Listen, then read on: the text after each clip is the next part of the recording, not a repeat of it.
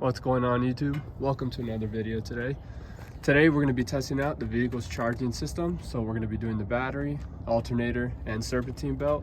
This video is going to be more for the DIY or somebody who's just trying to figure out why their vehicle's not starting or having a hard start and they want to try to save themselves a little bit of money or trying to help themselves figure out their vehicle and do a little bit of diagnosis at home. So we're going to run you over the three components that have to do with your charging system. If you guys do like this video or have any comments or questions, please leave them in the comments below. If you guys have any suggestions or want to see any videos in the future, please let me know that as well, and I can try to get to them if it comes in through the dealer or if I get them on DIY side jobs. First of all, we're going to start with the battery. The battery is going to be the first thing that usually goes out. Keep in mind, I'm going to be testing all this on a good vehicle, on a good battery, but I'll give you guys different numbers of what's bad and what's good. So your vehicle, most batteries, 12-volt batteries, is going to have 6 cells, 2.1 volts per cell. So that's going to come out to 12.6. So good battery is going to be measuring 12.6. So if you're having a crank and it goes like, that's usually going to be a sign of a bad battery.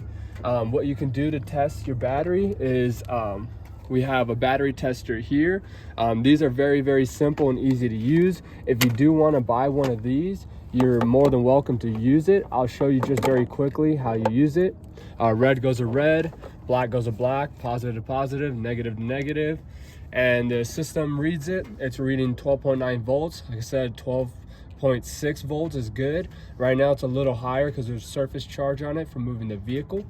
So you just hit test options. It's going to ask for your CCA, cold cranking apps. You can find that on your battery right here. It usually says CCA. This vehicle is going to say 550. Right behind this bracket says CCA. I know that, so I don't have to remove it. So we're going to come back down here and we're going to find that 550 is in between here. So you just hit enter and it shows 93% capacity. Most people don't have access to this and they're usually a little bit more expensive, so we're not going to be using this for today's video. That's just a quick run on a battery tester if you do have it. What most people have access to is a multimeter. I happen to have a Snap-on one. Please, if you're DIY or just trying to find a quick answer to your car not starting, do not buy this. It's not worth the money for that. Like I said, because I do work in a shop and I got this on a very, very good deal because I know somebody, that's why I bought it. So please, if you're gonna buy something like this, look at Amazon, Harbor Freight, Walmart, Target, something that's just gonna do the job, because at the end of the day, they all do the job the same. What you wanna do is move your dial here to DC volts. That's gonna measure your battery. And like I said, battery's about 12.6 good, so you want to be a little higher than 12. So 2's lower, 200's way higher, so we're going to go to 20, just a bit above 12. So we're going to go ahead and power that guy on. Right now it's reading 0. So again, it's the same thing as a battery tester. You're going to get your red and your black leads here. And you're going to put your red to your red, black to black, positive to positive, negative to negative. So when we go ahead and put it on the top of the terminal, it is reading 12.82 volts, which is good. So if you're doing this test alone right here and that 12.8 doesn't show 12.8 and it says, let's say 11.2 or 10.2, you know that your vehicle's battery is bad. And usually if it's reading like 10.2 or something like that, you know you have a bad cell. Every vehicle, like I said, is 2.1. So if you subtract it, that means 1 to 2 of the cells is completely bad. You're gonna need a new battery. So that's a very, very easy test to do for a battery. So like I said, put negative or positive to positive, red to red, negative to negative, black to black. And like I said, 12.8. But if this battery was bad, it would say anything less than 12.2. I would say around 11.8, 11.6, 11.4, 10.2, anything like that, you're going to want to replace your battery. Another thing to do is if that passed and your vehicle's still having a hard start or it's not starting and you get, let's say, a battery light on your dash of the vehicle, what you can do there is, if you can jump start the car and get it running, you can do an alternator test. So I'm going to go ahead and start the vehicle and we'll do the alternator test and we'll go on from there. Give me 1 second. Okay, so We're now going to be testing the alternator. Like I said, batteries are good at 12.6. If you turn your car on and you're able to get it started and it reads 12.6 still with the vehicle running, or it only goes up to 13.0 or 13.2, you know that your alternator here is not charging your system.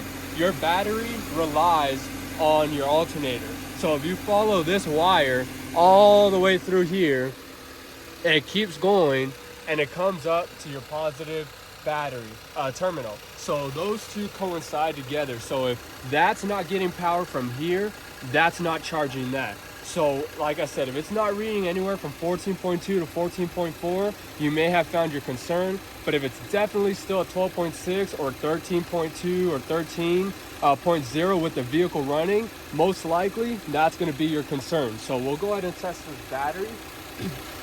And like I said, it should be around 14.2 to 14.4, in that range. A little higher, a little over is okay.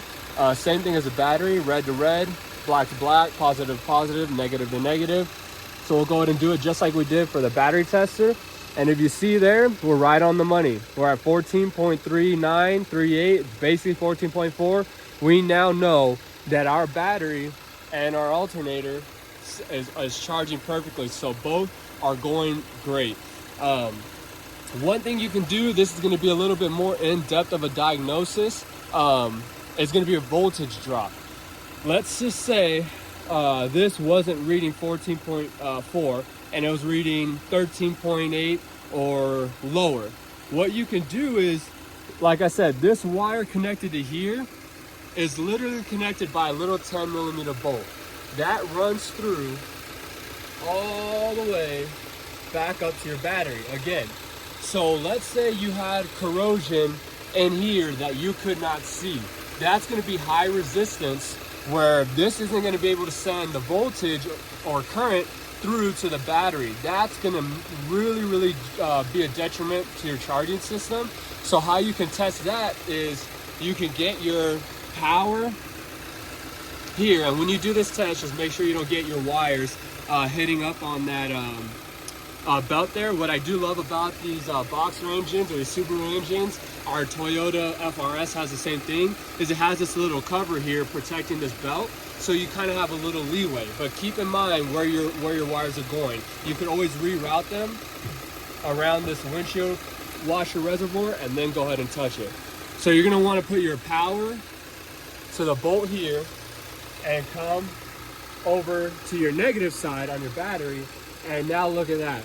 The voltage reading is 14.4. So we know that the power is still getting through when we're touching the alternator and the battery, which means that we have absolutely no corrosion, no cut lines, no nothing from this wire to here.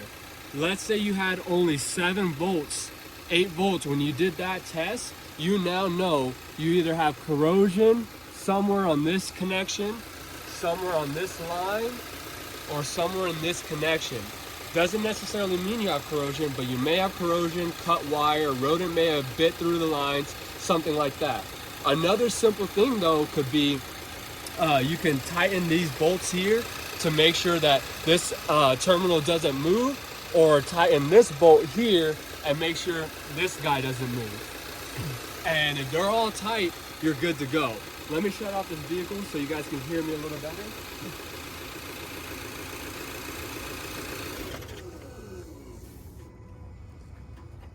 Another thing that you guys can do is, if everything still seems good and you know this is not loose and everything's tight, let's say you have quite a bit of buildup.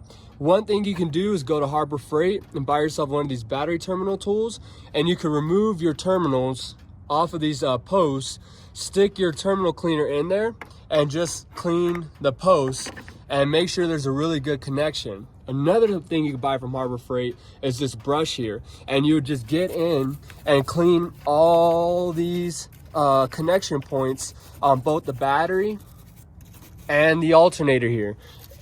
Clean connection is a very important thing for battery alternator electrical systems, because if it has a bad connection, that could also create resistance. So you could always clean up these terminals. I would recommend right off the bat, If your battery doesn't pass on that test, pull these guys off and just start there. Clean them up right away, start with fresh connections, and then proceed with all the other tests I showed you.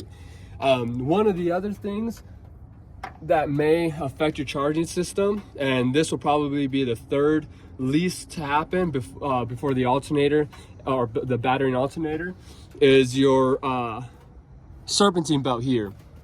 Your serpentine belt that's really tight.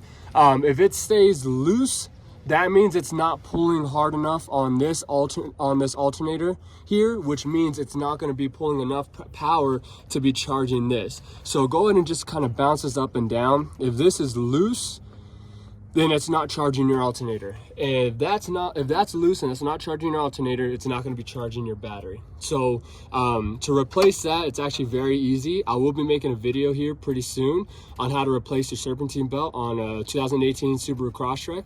I'll be doing that soon, so stay tuned for that. Other than that, those are the quick 3 steps you can test to see if your battery system is working or not.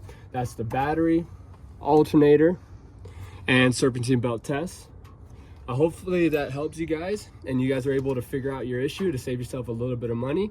But go ahead and take some time, go through those steps, make sure these are clean, and if everything works there good, then you're good to go. If not, and let's say you had those low voltage, then from there, if you don't want to continue to further diagnose a vehicle, I recommend taking it to a shop, because you may be having a wire issue, or like I said, a rodent may have chewed something that you can't see. So this is just a video for the beginner, the DIY, or the person who just wants to try to save themselves a little bit of money or learn something about their vehicle's charging system. So thank you guys for watching another one of my videos. Like I said, please suggest any videos down in the comments for any future videos. Otherwise, thank you and take care.